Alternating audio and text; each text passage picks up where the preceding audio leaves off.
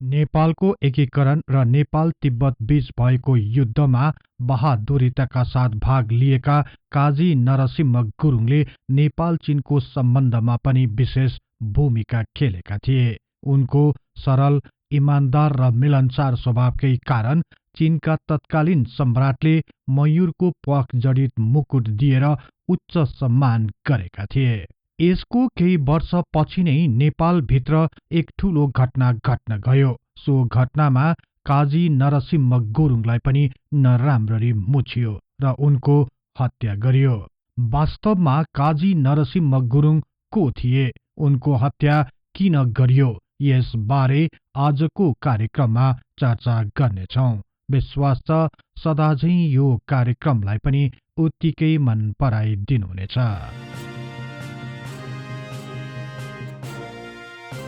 तत्कालीन गण्डक क्षेत्रको स्याङ्जामा जन्मिएका नरसिंह गुरुङको प्रारम्भिक जीवनी बारे त्यति भर पर्दा प्रमाणहरू पाइएका छैनन्। उनको बाल्यकाल कसरी बित्यो, उनी कहिले नेपाली सेनामा भर्ना भए भन्ने बारे पनि यकिन हुन सकेको छैन। तर केही लेखक तथा इतिहासकारहरूका अनुसार नरसिंह गुरुङले राजा पृथ्वी नारायण शाहको छत्र छायामा हुर्कने अवसर पाएका थिए। उनी सानैदेखि इमानदार र विश्वासिलो व्यक्ति भएकाले राजा पृथ्वी नारायण शाहले पनि उनलाई निकै मन पराउँथे। यही भएर पनि उनी गोर्खा दरबारमा बेरोकटोक आउने जाने गर्थे। सानैदेखि नै उनको बहादुर शाहसँग पनि राम्रो सम्बन्ध रहँदै आएको थियो। विक्रम सम्वत 1831 सालमा राजा पृथ्वी नारायण शाहको मृत्युपछि प्रताप सिंह शाह नेपालको राजा बने। राजा प्रताप सिंह शाहको समयताका भने नरसिंह गुरुङको बारेमा खासै उल्लेख भएका अभिलेखहरू पाइएका छैनन्। राजा प्रताप सिंह शाहले लामो समयसम्म राज्य चलाउन पाएनन्। अन्ततः विक्रम सम्वत 1834 सालमा उनको पनि मृत्यु भयो। उनी पछि रणबहादुर शाह नेपालका राजा भए। तर उनी नाबालक नै भएकाले महारानी राजेन्द्र लक्ष्मीले नायबी भई राष्ट्रको शासन सत्ता चलाउन थालिन्। महारानी राजेन्द्र लक्ष्मीको कार्यकालताका पनि नरसिंह गुरुङको बारेमा खासै चर्चा भएको पाइँदैन। तर केही लेखक तथा इतिहासकारहरूका अनुसार महारानी राजेन्द्र लक्ष्मीको कार्यकालताका नै उनी नेपाली सेनामा भर्ना भएका थिए। नरसिंह गुरुङको इमानदार, सरल र शान्त स्वभावका कारण महारानी राजेन्द्र लक्ष्मीले उनलाई नेपाली सेनाको प्रशासनिक पदमा नियुक्त गरेकी थिइन्। विक्रम सम्वत 1842 सालमा महारानी राजेन्द्र लक्ष्मीको क्षयरोगको कारण निधन भएपछि राजा रणबहादुर शाहको नायबीको रूपमा बहादुर शाहले नेपालको शासन सत्ता सम्हाले। बहादुर शाहको समयमा नरसिंह गुरुङ टक्सारी पदमा कार्यरत थिए। प्राप्त अभिलेखहरूका अनुसार सो समयताका टक्सारी पद निकै राम्रो र उच्च मानिन्थ्यो।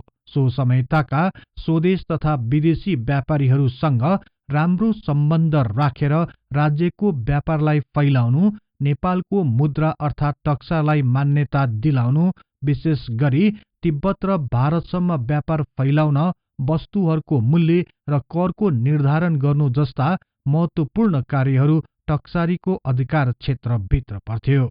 यसको लागि इमानदार, कूटनैतिक ज्ञान भएका तथा सरल र शान्त स्वभावका व्यक्ति हुन अत्यन्त जरुरी थियो। यही कार्यको लागि नरसिंह गुरुङलाई विश्वास गरेर बहादुर शाहले उनलाई टक्सारी पदमा नियुक्त गरेका थिए। टक्सारी नरसिंह गुरुङको कार्य अधीन क्षेत्रहरू लिस्ती, स्याप्रू, टिमुरे र भोटको भन्सार क्षेत्र पर्दथ्यो। नरसिंह गुरुङ टक्सारी पदमा कार्यरत रहँदा उनले नेपाल र तिब्बत बीच भएका धेरै व्यापारिक समस्याहरूलाई समाधान गर्न सफल भएका थिए। तर विक्रम सम्वत 1847 सालको अन्ततिर नेपाल र तिब्बतका बीच असमझदारी बढ्दै गयो। तिब्बतमा नेपाली व्यापारीहरूमाथि असामान्य व्यवहारहरू हुन थालेपछि नेपालले तिब्बत सरकारलाई शान्ति कायम गर्न अनुरोध गर्यो। यही विषयलाई लिएर तिब्बतसँग कुरा उठाउँदा तिब्बती सरकारले वार्ताको प्रस्तावलाई अघि सार्यो। सो प्रस्तावलाई स्वीकार गर्दै नेपालले एक प्रतिनिधि मण्डल तिब्बत पठाउने योजना बनायो। सो प्रतिनिधि मण्डलमा नेपालको तर्फबाट काजी दामोदर पाण्डे, टक्सारी नरसिंह गुरुङ, सरदार प्रबल राणा, श्यामर्प लामा र कप्तान बम शाह थिए। नेपाल र तिब्बत बीचको व्यापारमा आएको उतार चढाव, व्यापारीहरूको सुरक्षा, मोहर सम्बन्धी समस्याको विषयमा छलफल गर्नुपर्ने भएकोले टक्सारी नरसिंह गुरुङको उपस्थिति अनिवार्य जस्तै थियो। यही भएर पनि नायब बहादुर शाहले सो प्रतिनिधि मण्डलमा टक्सारी नरसिंह गुरुङलाई पनि सामेल गराएका थिए। नेपाल र तिब्बती सरकारका प्रतिनिधिहरूबीच हुने बैठक कुतीमा बस्ने अन्तिम निर्णय गरियो। तर नेपाली प्रतिनिधि मण्डलको टोली त्यहाँ पुग्न नपाउँदै तिब्बती गुप्तचरहरूद्वारा नेपाली प्रतिनिधि मण्डलका सदस्य श्यामर्प लामालाई पक्राउ गर्ने प्रयास गरियो। यसपछि भने नेपाली प्रतिनिधि मण्डलले सो बैठक बस्न अस्वीकार गरे। यसरी वार्ता असफल भएपछि तिब्बती सरकारको तर्फबाट कुनै पहल हुन सकेन। यसपछि बहादुर शाहले तिब्बत विरुद्ध युद्धको घोषणा गरे। सोही घोषणासँगै काजी अभिमान सिंह बस्नेतको नेतृत्वमा एक नेपाली सेनाको मोर्चा केरुङ हुँदै दिगर्चातिर लाग्ने, अर्को मोर्चा दामोदर पाण्डेको नेतृत्वमा कुती हुँदै दिगर्चातिर बढ्ने, त्यस्तै तेस्रो मोर्चा सुब्बा कीर्तिमान सिंह बस्नेतको नेतृत्वमा खार्ता कब्जा गर्दै अघि बढ्ने योजना बनाइयो। विक्रम सम्वत 1848 साल श्रावण 25 गते शनिबारको दिन दामोदर पाण्डेको नेतृत्वमा 7500 को संख्यामा रहेको नेपाली फौज तिब्बततिर अघि बढ्यो। यही मोर्चामा टक्सारी नरसिंह गुरुङ पनि हात हतियारका साथ तिब्बती विरुद्ध युद्ध लड्न अघि सरे। उनीहरूको समूहले तिब्बती सीमावर्ती किल्ला र गाउँहरूलाई कब्जा गर्दै कुतीबाट सहजै टिग्री मैदानमा पुगे। टिग्रीमा भीषण युद्ध भयो, तर नेपाली सेनाको अगाडि तिब्बतीहरूको केही लागेन। सो युद्धमा नरसिंह गुरुङले प्रत्यक्ष भाग लिए। अन्ततः त्यहाँबाट अघि बढ्दै कार्तिक 15 गते दामोदर पाण्डेको नेतृत्वमा रहेको नेपाली सेनाको समूह दिगर्चा पुग्यो। दिगर्चामा रहेको प्रख्यात तासी लम्पू गुम्बामाथि नेपाल फौजले अधिकार जमायो। यही मठबाट टक्सारी नरसिंह गुरुङले तिब्बतले नेपाललाई बुझाउनुपर्ने बक्यौता रकम र 50 धानी सुनको माग गरे। तर नेपालको मागलाई तिब्बतीहरूले वास्ता नै नगरे उनीहरू त्यहाँबाट भागे।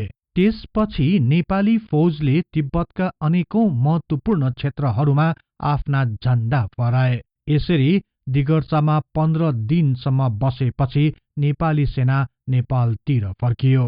यही समयमा तिब्बतीहरू सैनिक सहयोगको याचनासहित चीनतर्फ लागे। विक्रम सम्वत 1848 साल चैत्र महिनामा तिब्बतीहरूको सहयोगमा चिनिया सैनिकहरू नेपालमाथि आक्रमण गर्न नेपाल तिब्बत सीमानासम्म आइपुगे। सो युद्धमा कैयन नेपाली सैनिकहरूले आफ्नो ज्यान गुमाउनु पर्यो। अन्ततः विक्रम सम्वत 1849 साल कार्तिक महिनामा चीन र नेपाल बीच बेत्रावती सन्धि भयो र युद्ध रोकियो।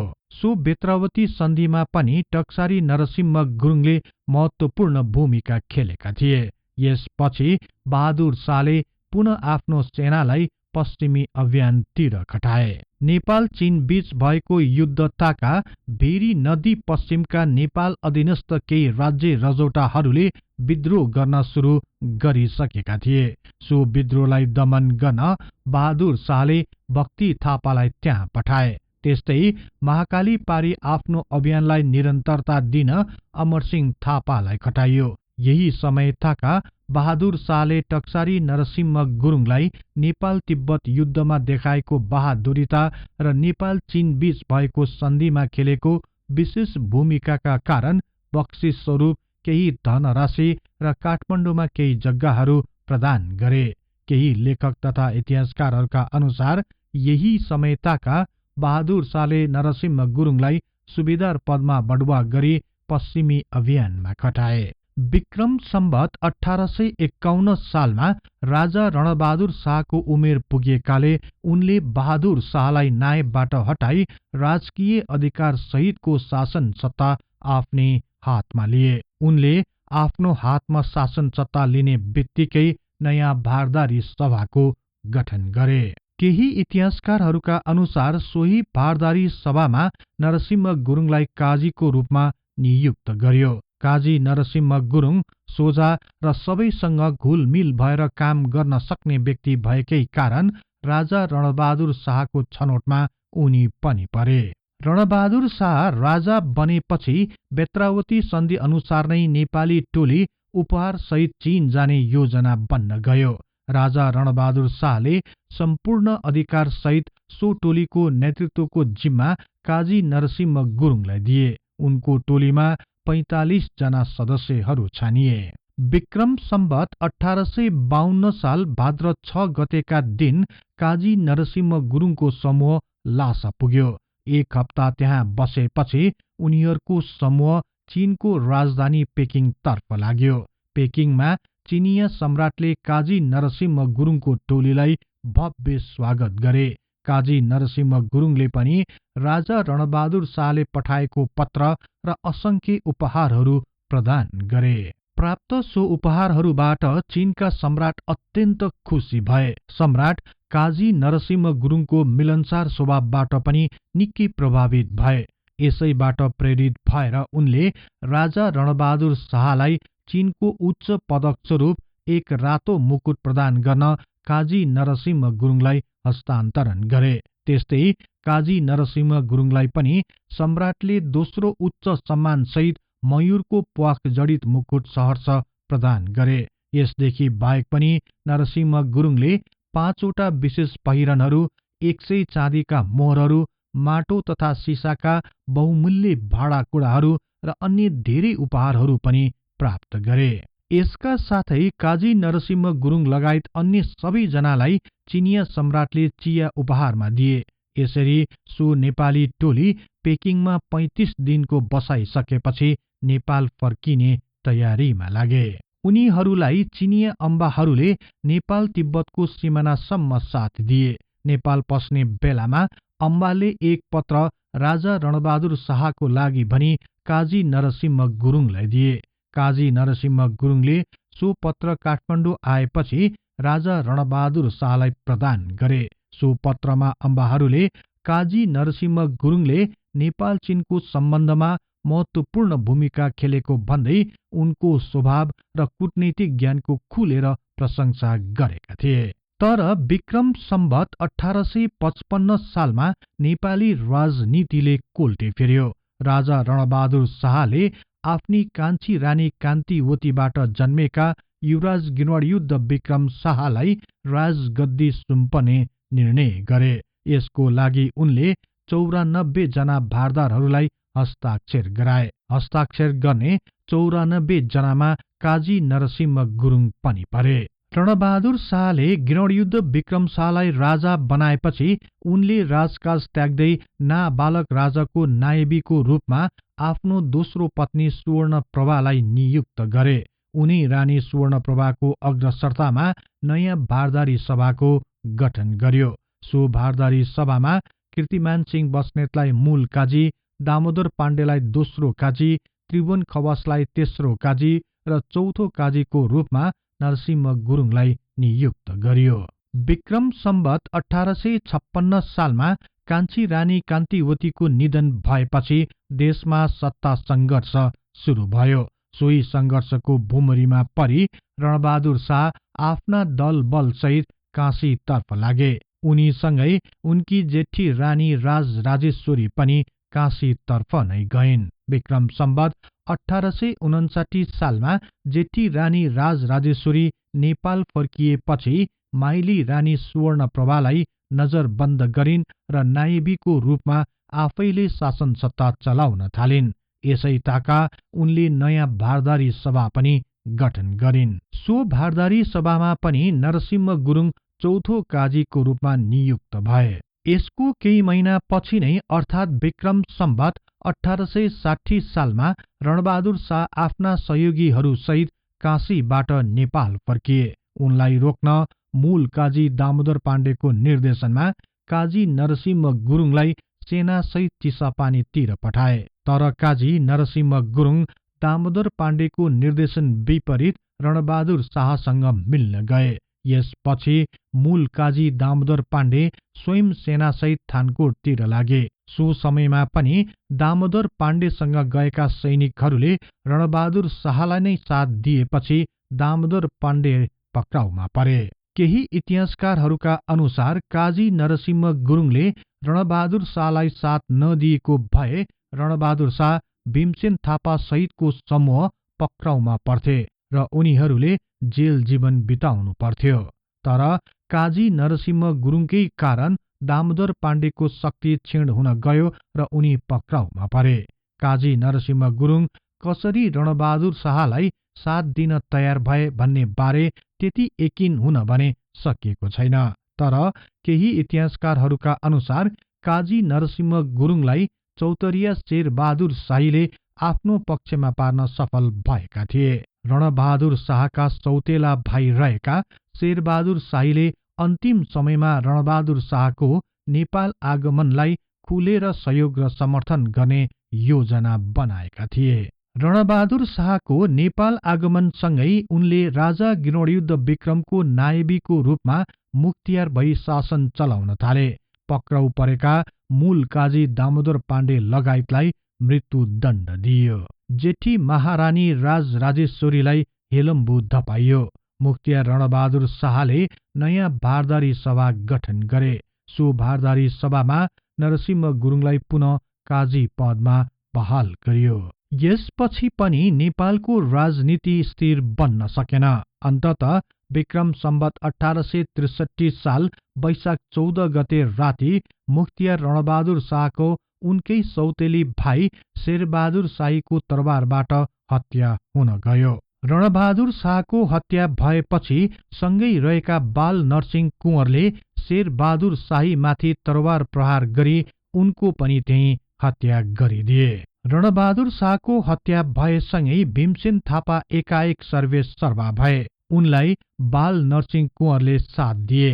बाल नरसिंह कुँवरकै सल्लाहमा भीमसेन थापाले आफ्ना विरोधीहरूलाई छानी छानी हत्या गरिदिए। बाल नरसिंह कुँवरले काजी नरसिंह गुरुङको विरुद्ध पनि भीमसेन थापालाई भड्काए। काजी नरसिंह गुरुङलाई हत्याको समयमा रणबहादुर शाहलाई बचाउन कुनै उपाय नगरेको, रणबहादुर शाहको हत्या हुँदा रोक्ने प्रयास नगरेको, हत्यारा शेरबहादुर शाहीलाई उक्साएको र हत्याको मतियार बनेको जस्ता जघन्य आरोप लगाइयो। यसपछि रणबहादुर शाह भीमसेन थापा लगायतको समूहलाई केही वर्ष अगाडि नेपाल भित्रिन सघाएका काजी नरसिंह गुरुङको गुण चटक्क बिर्सदै भीमसेन थापाले उनलाई पनि पक्राउ गर्न आदेश दिए। अर्को दिन अर्थात् वैशाख 15 गते बिहानै नरसिंह गुरुङ सहित त्रिभुवन खवास, विदुर शाह, पाल्पली राजा पृथ्वीपाल सेन तथा उनका भाइ रणबहादुर सेनलाई भण्डारखालमा निर्ममताका साथ हत्या गरियो। केही इतिहासकारहरूका अनुसार सोही भण्डारखाल बगैँचामा काजी नरसिंह गुरुङका भेटे जति छोरा नातिहरूलाई खोजी खोजी ल्याइयो र उनीहरूको पनि हत्या गरियो। यसरी जङ्गबहादुर राणाका पिता बाल नरसिंह कुँवरको अगुवाईमा भीमसेन थापाले अमानवीय पूर्वक एक इमान्दार र असल योद्धा काजी नरसिंह गुरुङको हत्या गरिदिए। उनको हत्यासँगै गुरुङ समुदायका एक प्रख्यात तथा काजी पदमा आसीन नरसिंह गुरुङको अन्त्य हुन गयो।